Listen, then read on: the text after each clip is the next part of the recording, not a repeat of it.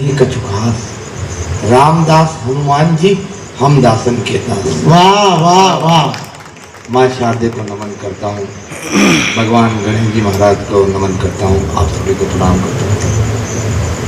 बहुत ही शानदार आपने कार्यक्रम किया है। पीछे भैया मोबाइल में कुछ कर रहे हैं, I think chatting with somebody.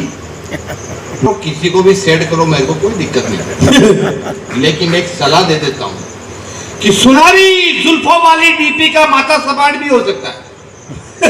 सुनारी जुल्फों वाली डीपी का माथा सपाट भी हो सकता है, और जिसे तुम माधुरी समझ रहे हो वो मांगीलाल जाट भी हो सकता है। टेक्नोलॉजी इसमें कुछ भी हो सकता है। भाई दबा माधुरी भी हो तो भी रूप बदलती है, रूप सिया मंत्र लगा के बांध लेगी ये तुझे कोई जंतर लगा के।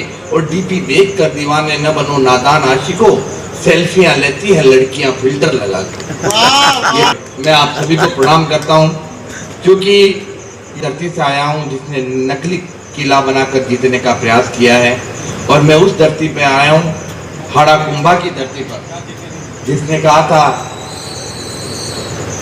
कि नकली गढ़ दीदो नहीं बिना घोर गमसान। मैं उस धरती पर आया हूं, लेकिन हल्दी घाटी से भी आया हूं। हम आए हल्दी घाटी से, उस वीर प्रसूता माटी से। दरकार कहां हथियारों की, सर फोड़ दे सूखी बाटी से। बाटी फेंक के माथा फोड़ दे हम तो वो लोग हैं। इसलिए चार पंक्तियां, चूंकि मंच पर अभी तक शौर्य वीरता पराक्रम की बात नहीं हुई, मेरा भाई भूपेंद्र बोलेगा वीरता की बात, पर मैं चाहता हूं चार पंक्तियां शौर्य वीरता और पराक्रम की। स्वागत स्वागत भाई साहब। हमारे पिता तुल्य बाबू जी बैठे हुए हैं, आप मेरे पिता समान हैं, और अभी कुछ महीनों पहले ही मेरा पिता मेरे बीच में नहीं रहे। मुझे अब पिता की मूर्ति देख रहा हूँ। पिता क्या है कि मान जनक का जो न रखता सुत दागी हो जाता है। सच कहता हूँ सुनो पाप का वो भागी हो जाता है। और क्यों जाए हम मंदिर मंदिर, तात प्रभु का रूपिया, जिसके सर पर हाथ पिता का बड़ भागी हो जाता है। बहुत बढ़िया।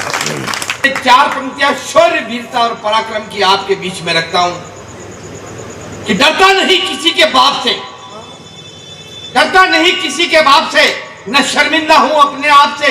गुंडे हो या दादा, वजीर हो या प्यादा, आज भी कोई कितना भी खतरनाक हो या अमरीकी ओबामा बराक हो, जवाब देता हूं पहले हमेशा कर माफी मांग लेता हूँ सीधे पांव पकड़कर। मैं उबाल आ जाए तो तालियां उठाना, माफी मांग लेता हूँ सीधा पांव पकड़कर। अपनी हिम्मत अपने हौसले को कभी तोड़ता नहीं, और जब तक अगला माफ नहीं करे पांव छोड़ता नहीं। भगवान कहे गया और पत्नी से भी तुम बोलो मेरे लिए भोजन लेके आओ। लुगाई रोटियां लेके आई, रोटियों पे घी नहीं लगाया। मेरा दिमाग खराब हो गया, मैं कमा के मैं लाता हूँ, मेरे रोटियों पे घी नहीं लगाया। वो 15 मिनट तक रसोई में खड़ी रही, कुछ नहीं बोली। 15 मिनट बाद मुझे बोलती, मैं 15 दिन से कह रही हूँ घर में घी खत्म हो गया है, घी खत्म हो गया, घी लाओ। आप घी लाए क्या? अब उसके हाथ में जो मोबाइल था, उसने उस मोबाइल को फ्लाइट मोड में फेंका। मोबाइल उड़ता हुआ आया, सीधा मेरे माथे पे लगा। मेरे माथे में यह मोटा घूमड़ा, हिकड़ा, आप यहाँ जो भी कहते हो गया, सूझ गया। मैंने चुपचाप टुकड़े खाए, बाहर आया। बाहर ये गोविंद जी भाई साहब मिल गए। ये बोले मनोज ये तेरे माथे पे क्या हो रहा है? मैंने कहा ये मेरे माथे पे घूमड़ा हो रहा है। ये बोला भैया थोड़ा घी लगा लेता ना। मैंने कहा घी होता तो ये घूमड़ा होता ही। वीरता दिखा ना, बिल्कुल थोड़ा कंफ्यूज हो रहा हूँ आपका। कंफ्यूजन बचपन में मेरी माँ कहती मेरा शेर बेटा, मेरे पापा कहते उल्लू का पट्टा, गुरुजी कहते गधा है। दोस्त क्या क्या कहते मैं आपको यहाँ बता नहीं सकता। लुगाई आई तो सीधा ही जानवर कहने लगी। अब मैं कंफ्यूज हो गया, डपा चुक गया यार, मैं मन को डांडा हूँ यार। मेरे समझ में नहीं आया। मैं फिर यह गोविंद जी भाई साहब के पास गया। मैं गोविंद जी आप बताओ मैं जानवर हूँ या इंसान हूँ? ये बोले यार शक्ल से तो मुझे भी पता नहीं चल रहा। चल डॉक्टर के पास चलते। मुझे डॉक्टर के पास लगे, वहाँ हॉस्पिटल के ऊपर लिखा हुआ था पशु चिकित्सालय। समझ तो मैं वहीं गया, फिर भी अंदर गया। मैंने डॉक्टर साहब आप बताओ मैं जानवर हूँ या इंसान हूँ? उन्हें कहा जांच करनी पड़ेगी। सिरिंज में ब्लड निकाला, परखने में डाला, मुझे परखने पकड़ दी। वो सैंपल पड़े हुए वहाँ रख दे। मैंने सैंपलों के बीच में अपना सैंपल रख दिया। आधे घंटे बाद बोले सैंपल उठा के ला। अब मैं बचपन से ही कंफ्यूज डापा चूप न जाने कौन सा सैंपल उठा के लाया। डॉक्टर साहब के हाथ में थमाया। डॉक्टर साहब ने जांच रिपोर्ट बनाई। उसमें आया आप ऊँटनी हो और 3 महीने से गर्भवती हो। और मेरा दिमाग खराब हो गया। मुझे ये नहीं चलेगा था। मैं फिर भूपेंद्र के पास गया। मैं भूपेंद्र तो बता। ये बोला किसी अच्छे पंडित जी को दिखाते हैं। मैं पंडित जी के पास गया। मैं पंडित जी आप बताओ वो मेरी कुंडली ला। कुंडली ले गया। मैं कुंडली को चारों तरफ से देखे। बोले यार कुंडली में भी समझ में नहीं आ रहा है तू जानवर है या इंसान है। और 9वें ग्रह में राहु और केतु की कुदृष्टि है, इसलिए बहुत जल्दी तेरे माथे पे सींग और पीछे पूंछ उगेगी। मैंने कहा यार पंडित जी को उपाय बताओ। तो पंडित जी ने कहा अपने हाथों से काले कुत्ते को रोटी खिलाना। इतने में दूर से काला कुत्ता दौड़ता हुआ आ रहा था। काड़ो को नकड़ो उसके मुंह में ऑलरेडी रोटी। वो आया जंप लगाई रोटी मेरे मुंह में ठूंस दी गाप। तो पंडित जी बोले यार लाला यूं लग रहा है इस कुत्ते को भी किसी पंडित ने यही उपाय बताया है। अब आप समझ गए मैं कौन सा वाला हूँ। तो एक बार अच्छा लगा तो ढंग से दोनों हाथ ऊपर उठा का सबसे लकी आदमी आपके बीच में आया। मेरी वजह से सबका फायदा हुआ। आज तक मैंने किसी का नुकसान नहीं किया, सबका फायदा किया। पहले मैं भारतीय जीवन बीमा निगम में काम करता था, लाइफ इंश्योरेंस करता था। मेरी वजह से सबका फायदा हुआ। मैंने आज तक जिसके बीमे किए सबके पास हुए।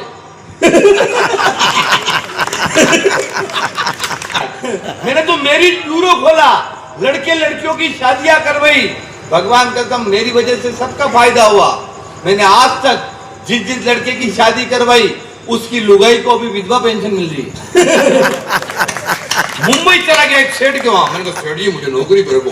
वो बोला बिल्कुल तेरे को नौकरी पर रखेंगे। मैंने सुना तू लग के आती। मैंने कहा हाँ वो तो मैं हूँ। तो तेरे आने के बाद मेरी दुकान में बिक्री बढ़नी चाहिए। मैंने कहा वाई नॉट, बिक्री बढ़ेगी, मैं आ गया हूँ। भगवान कसम बिक्री बढ़ी, इतनी बिक्री बढ़ी, इतनी बिक्री बढ़ी। सबसे पहले उसकी दुकान के सारे सामान बिके।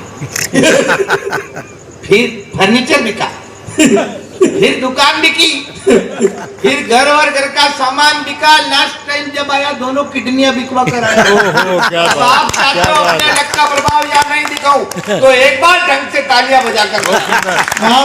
महिलाएं मातृशक्ति बैठी थी, अभी यहाँ मेरे बीच में एक बेटी बैठी है। मैं खुद 3 बेटियों का बाप हूँ। इसलिए बेटियां क्या है मेरी नजरों में कि गुलशन में खिले फूल सी होती है बेटियां, जीवन में बीज प्यार के बोती है बेटियां। मत मारो इन्हें कोख में बेटों की चाह में, होता है दर्द बाप को रोती है बेटी। क्या बात है, वाह वाह वाह मनोज भैया। आनंद आ रहा ना बहुत वो ना। तो इसको सलाह 4 पंक्तियां इसको भी देता हूँ। इसको सलाह तो पूरा सदन हाथ खोलना कि प्यार में धोखा खाने वालों, बेवफाई का रोना रोने वालों, आप अपनी मोहब्बत की ई-केवाईसी करवाइए। आप अपनी मोहब्बत की ई-केवाईसी करवाइए। आपकी मोहब्बत कहीं नहीं जाएगी। कोई दूसरा लॉगिन भी करना चाहेगा तो ओटीपी आपके पास आएगी। हम तो राजस्थान के लोग हैं। राजस्थान ये वीर भूमि, मेवाड़ से भाड़ाओं की भूमि, वीर भूमि से। राजस्थान के कौन कविता लिख सकता है। हमारे उससे पहले जो संचालक महोदय थे वो चरण थे, कौन क्या नाम था? राजकुमार जी। वो खुद वो तो सरस्वती के पुत्र हैं और यहाँ सूर्यमल मिश्रण की धरती की। तो यहाँ पर हम क्या कविता सुनाए। कोशिश करूंगा मैं ऐसी कविताएं कुछ भी नहीं सुनूंगा, क्योंकि मैं कविता सुनाकर उनका अपमान नहीं कर सकता और कविताएं लिख भी नहीं सकते साहब। कवियों ने कविता लिख डाली, कथाकार ने लिखी कथा। बच्चों का बचपन लिख डाला, लिखा जवानी जोश तथा सदियों तक जो अमिट रहेगा कुछ ने ऐसा लिख डाला। जिसने जैसा देखा इसको उसने वैसा लिख डाला। लिखा हुआ जो आड़ा बल पे वो भीलों का शोणित है। दोरों के कण कण पर पटलों गाथा है सब वर्णित है। कहीं प्रेम की लिखी इबारत, कहीं राग है भक्ति का। तलवारों की कलम बनाई, हर पन्ना है शक्ति का। त्याग लिखा है, शौर्य लिखा है, वीरों का गुणगान लिखा और बलिदानों में सबसे ऊपर अपना राजस्थान। वाह जय जय राजस्थान। तो हमको उस रबत की मस्ती बसा रखी है। लगता है मेरे बाबू ने कोई सोना फंसा रखी है। ये केवाईसी कर रहा है। आजकल सोना के चक्कर में सारे बाबू तोतले हो गए। सोना बाबू क्या कर रहा है? मेले बाबू क्या कर रहा है? सोना बाबू ताना ताया, सोना बाबू पानी पिया, सोना बाबू पार्टी करेंगे, सोना बाबू घूमी चलेंगे, सोना बाबू जींस दिलाएगा, सोना बाबू मूवी दिखाएगा, सोना बाबू फोन दिला दे, सिम मेरा रिचार्ज करा दे, लव पे मेरी चर्चा करना, सोना बाबू खर्चा करना, पैसों का हो गया टाटा तो सोना बाबू। और बाबू फंस गया चक्कर में, क्लेश करे और कांड करे, रोज नई डिमांड करे, बाबू उससे डरता है, मांगे पूरी करता है, टाटा मारे रोने न दे, सोना बाबू सोने न दे, गाड़ी बिक गई, बिक गया बंगला, सोना बाबू हो गया कंगला, किस्मत में बाटा तो सोना बाबू। बोल सोना मैया की आनंद लेना। शोले फिल्म के डायलॉग, गब्बर, कितने आदमी थे, कितने आदमी थे सरदार, हम क्या जाने, हम तो खाली लुगाइयां देख रहे थे। अरे साहबा, उठा बंदूक और लगा निशाना इसकी खोपड़ी में। सरदार बंदूक नहीं चल रही है, आपने इसको आधार कार्ड से लिंक कराया या नहीं कराया? कितना इनाम लिखे हैं सरकार, सरकार हमारे ऊपर, सरदार पूरे 36,000। झूठ, हमारे ऊपर तो पूरा 50,000 इनाम है। और नहीं सरदार, 28% जीएसटी कटेगी तो तकलीफ क्या है? और 50 कोस तक जब भी बच्चा रोता है तो माँ कहती है बेटा सो जा वरना गब्बर आ जाएगा। तो बैठ गया, माँ रहने दे, बेवकूफ मत बना, तेने मुझे पहले ही यूं ही कह के बेवकूफ बना के 3 बार सुला दिया, गब्बर तो आया ही नहीं, मेरी प्रॉपर्टी में 3 हिस्सेदार और आ गए। जिंदाबाद, वाह वाह मनोज भाई वाह, जिंदाबाद। पवित्र मन के साथ, पर मुझे यहाँ मेरी उपस्थिति मेरी बड़ी अजीब लग रही है। ये आके भाई साहब कह रहे थे गुजर है, ये बात कर रहे थे साहब, मेरा क्या वास्तव में कह रहा हूँ ना, कविता से दिमाग से वही संबंध है, कोई संबंध नहीं है, क्योंकि मेरा दिल से संबंध है। तो ये कविता का पवित्र मंच है और मुझे यहाँ मेरी उपस्थिति बड़ी अजीब लग रही है। और फिर सोचता हूँ कि एक चाय वाला देश के प्रधानमंत्री हो सकता है, मुन्नी बेवजह बदनाम हो सकती है, शीला टाइम से पहले ही जवान हो सकती है, तो एक गुजर कवि क्यों नहीं हो सकता? हाँ? हो सकता है साहब, बहुत बड़े लोग हैं हम तो। हाँ? ये तो बहुत बार मैं मंच पे बैठता हूँ तो ये कहते अरे मनोज गुजर, तू तो मंच पे ऐसे बैठा जैसे रेल की पटरी पे बैठा हो। दुनिया में सब जातियां हैं, टिकम जी भाई साहब, दुनिया में सब जातियां हैं, गुजर एक प्रजाति है जो कि समशीतोष्ण उष्णकटिबंधीय भारतीय उपमहाद्वीप में बहुतायत से पाई जाती है। और सुना है आजकल ये देश में रेल पटरियां उखाड़ने के काम आती है। एक बार मेरे घर में चोर घुस गया, मैंने चोर को पकड़ लिया, पकड़कर जैसे ही कूटने लगा मुझे पता चला चोर भी गुजर गया। मैंने सोचा इसको कूटेंगे पीटेंगे तो जाति का पंचायत हो जाएगी, जुर्माना होगा, क्या करें? मैंने रस्सी का टुकड़ा लिया, चोर के दोनों पांव टाइट बांध दिए, सीधा थाने में चले गया। मैंने कहा थानेदार साहब मेरे घर में चोर घुस गया, पकड़ के लाओ। वो बोला तू यहाँ तक आया, चोर भाग गया होगा। मैंने कहा ऐसे कैसे भाग सकता है? मैंने उसके दोनों पांव टाइट बांध रखे। वो बोले पांव बांध रखे, हाथ खुले। मैंने कहा हाँ साहब ये तो मेरे को संपट नहीं ना, पर वो भाग नहीं सकता है क्योंकि वो भी गुजर है, जिस बात का संपट मेरे को नहीं रहा उसको भी नहीं रहेगा। वो भी पांव से बोले पर हाथ नहीं लगेगा। तो वो झिमन होते हैं साहब हमारे उधर। बहुत सुंदर। भाई मनोज गुजर के लिए तो हमारे उधर जीवन होते था, पंगत में बिठा, मुझे पता है इधर भी जीवन ही होते हैं। राजस्थानी किसी टोन अलग है, लेकिन भाषा में कोई अंतर नहीं, शब्दों में अंतर नहीं। ये कह रहे थे वो नोरा कहते हैं गाय डंडे का, हमारे उधर भी नोरे कहते हैं गाय डंडे वाले, शब्दों में कोई अंतर नहीं, सेम है, सिर्फ टोन अंतर है, टोन अलग है। तो वो हमारे उधर जिमण हो रहा था, वो जिमण में पंगत में बिछा कर जिमाया जा रहा था। मोतीलाल जी अंदर बैठे हुए थे, रथ में मिठाइयाँ सप्लाई कर रहे थे। इतने में एक परोसने वाला आया, वो आते बोले ओ मोतीबा देखा देख जो तो मैंने लापसी कतरी पड़ी है। तो मोतीलाल जी अंदर गए, बाहर आए, घुटने तक पांव लापसी में भरा हुआ। बोले लाला हाल तो अतरीक है। कितने आनंद में रहने वाले। और किसी ने कहा मनोज तेरी गृहस्थी ठीक नहीं चल रही, कथा वथा करवा ले। तो मैंने कहा कथा कौन करता है? तो कौन क्या करते? पंडित जी करते हैं। मैं पंडित जी के पास गया, पंडित जी कथा करनी है। पंडित जी ने कहा बिल्कुल कथा हो जाएगी, मुझे एक लिस्ट पकड़ी, ये सामान लेके आ जाना। और मेरी भोली गुजरी को बोला तू आंगन में चौका लिप देना, गंगा जल छिड़क देना। अब नियत दिन पर कथा शुरू हुई। मैंने कहा पंडित जी मुझे क्या करना है? बोले कुछ नहीं करना है, जो मैं करूँ वही तेरे को करना है। अपने बात समझ जाएगी, जो पंडित जी करे वही अपने को करना है। अब पंडित जी ने हारमोनियम पर कथा स्टार्ट की। मैं भी बोला पंडित जी ये क्या कर रहा है बेवकूफ? मैं भी बोला ये क्या कर रहा है बेवकूफ? पंडित जी कहते यूं बीच बीच में करेगा तो थप्पड़ पड़ेगी। मैं भी बोला यूं बीच बीच में करेगा तो थप्पड़ पड़ेगी। पंडित जी ने खींच के मारी, मैंने भी खींच के मारी। अब हम दोनों गुत्तम गुत्ता लड़ते लड़ते दरवाजे यानी पोल तक चले गए।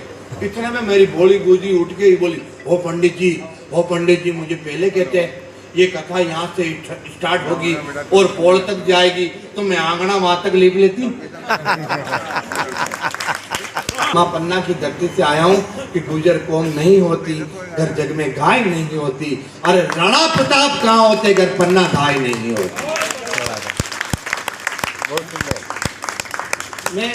हम क्या कविताएं करें? अंतिम में एक कविता मैं आपको सुनाता हूँ, मैं अपनी मन की रचना कि सब जीव जगत से नाता है। और राजनीति पर ज्यादा बात कर ही नहीं सकते हैं क्योंकि आजकल देश की हालत बड़ी खराब हो गई। राजनीति जहरीली शराब हो गई। नेता नशे में डोल रहे हैं, काले को सफेद बोल रहे हैं। शेर घास पर जिंदा है, बिल्ली चूहों से शर्मिंदा है। बकरियां काटने लगी है, लोमड़ियां उड़ने लगी है। कुत्तों के पंख आ गए, बंदर भी पगला गए। कौवे बिल बनाने लगे, कबूतर सांप को डराने लगे। हाथी खेतों की रखवाली कर रहे हैं, खरगोश खजूर पर चढ़ रहे हैं, घोड़े शर्म से कर रहे हैं और गधे चुनाव लड़ रहे हैं। वाह जिंदाबाद, वाह वाह वाह वाह वाह। चप्पलें घिस गई, कपड़े फट गए, इंसान धर्म मजहब में बढ़ गए। ससुर जी बहू के साथ नाच रहे हैं, बलात्कारी कथा बांट रहे हैं। चीन से कपकपी छूट रही, सरकारें जनता को लूट रही। युवा अय्याशी में झूम रहे हैं, पूर्वी पश्चिम को चूम रहे हैं। मल्लाइका की टांगे दिख रही और सलमान नंगे घूम रहे हैं। वाह वाह मनोज भैया। सब कुछ उलट पुलट उलट पुलट उलट पुलट हो गया और ये मन्नू बेचारा देखता रह गया। इस कविता को मैंने पूर्व प्रधानमंत्री मनमोहन सिंह जी सुने, खुश हो गया। बेटा शानदार कविता यार, क्या शानदार कविता है, इसमें आपको क्या अच्छा लगा? बोल बेटा इसमें एक लाइन बहुत अच्छी लगी, ये मन्नू बेचारा देखता रह गया। तू मन्नू बेचारा देखता रह गया, मैं मन्नू बेचारा देखता रह गया। वाह जिंदाबाद। वाले अब परोसकारी कौन करे? कोई बाटिया झपट रहे, कोई लाडू के पीछे मरे। अंधेर नगरी चौपट राजा, कांग्रेस का ढोल बीजेपी का बाजा। इधर बसपा अलग ही पूंगे फाड़ रही है, चूहे के खाने के दाने नहीं और हाथी काट रही है। एक दृश्य देखता हूँ, एक चौराहे पे गांधी जी की मूर्ति लग रही थी। उस मूर्ति पर 4 कबूतर बेटे बेटे बीट कर रहे हैं। हमारे कबूतरा तुम गांधी जी की मूर्ति पर बेटे बेटे बीट क्यों कर रहे हो? ये महात्मा जी का सफेद जग धोती से मेला डीट क्यों कर रहे हो? तो कबूतर बोले अरे पागल इंसान, तू गांधी जी की मूर्ति पर बीट की बात कर रहा है। लोग तो इनके सिद्धांत यानी उसूलों तक पे बीट कर गए। अरे अगले चौराहे पर जाकर देख, इनकी मूर्ति पे कोई शक्ति कपूर का फोटो बीट कर गए। तो राजस्थानी है, राजस्थान का है। त्याग तपस्या शौर्य जहाँ की परिपाटी रही है। केर सांगरी की साग थाली में चूरमा और बाटी रही है। जहाँ मीरा का प्रेम था, पन्ना का प्रण था, भक्तों की भक्ति थी, सूरों का रण था, वहाँ प्रताप के स्वाभिमान तक की धज्जियां उड़ा दी। और अकबर महान हो गए और हल्दी घाटी बुला दी। अकबर महान हो गए तो जिसको सुनकर वैरी कांपे। साज बजाने निकला हूँ, अमर शौर्य की अमर कहानी आज सुनाने निकला हूँ। हल्दी घाटी में जो गाया आजादी का राग सुनो, मैं इस पूरे भारत को मेवाड़ बनाने निकला। वाह वाह अंतिम वाह। 8 पंक्तियां। आप लोग कौन है जो इतना अच्छा उत्सव कर रहे हैं? अच्छा उत्सव कर रहे हैं। मैं एक निवेदन और करूंगी। कौन है इतना सांस्कृतिक उत्सव मना रहे हैं कि सब जीव जगत से नाता है, सब जीव जगत से नाता है। वसुधा के भाग्य विदाता है। बलिदानी पथ पर चलते हैं, तप तप के तप में जलते हैं। संताप सभी सह लेते हैं, जो मिले अभाव रह लेते हैं। जीवन में स्वाभिमान रहा, रामायण जिनका गान रहा।